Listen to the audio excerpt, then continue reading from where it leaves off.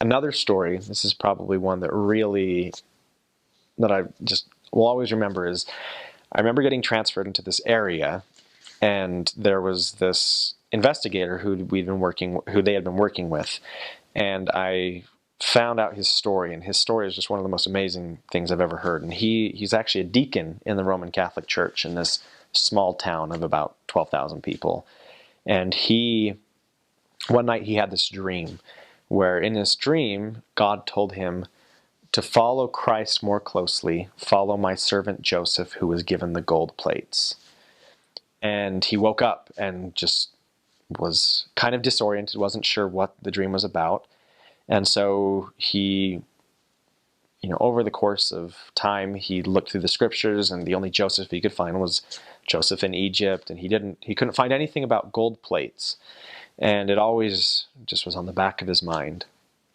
And one day he was just flipping through the channels, and he heard the words gold plates, and so he stopped. And it turns out it was BYU TV. He stopped on BYU TV, and there was one of those scripture discussions. And so he started watching and listening, and he soon realized that it was the Mormons. And so he said, oh, I can't do that. And so he turned it off and just kind of put it away. And then, but it never left him. He still had those feelings, and he knew that something had to be done. And he owned some apartments, or he managed some apartments close to the temple. And so he would drive by there all the time. And there's in this LDS bookstore that, well, I'm assuming it's still there. I don't know. It was there when I was there. And it was just short, just a little distance down the road from the temple. And he walked in one day. He just got the courage to walk in. And the first thing he saw was this cardboard stand-up of Joseph Smith holding the gold plates.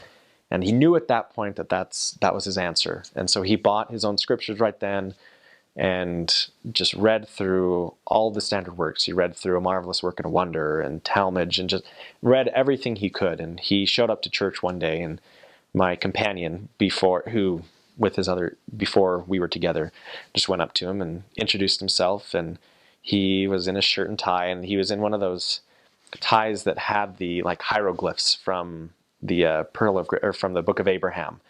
And so he just went up to him and just introduced himself and asked where he was visiting from. He said, "Oh, I'm actually from here in Hudson. I'm not a member, but I'm thinking about joining your church." And that's just one of those things that you love to hear, and you don't hear very often. But it was just kind of a remarkable story. And then he just ate everything up, and he wanted to get baptized. But one day his wife just kind of put the kibosh on the whole thing. And so it was a long process, a really long process. And when I was with him, we were able to meet, and he'd take us out to lunch at sandwich shops, and we would teach and use it as an opportunity to continue to help him to build up his spirits and help him to know that everything is on the Lord's time frame. And when I was actually there, I was transferred, and he hadn't been baptized yet, but I was really grateful for the opportunity a few months after that to go to his baptism. His wife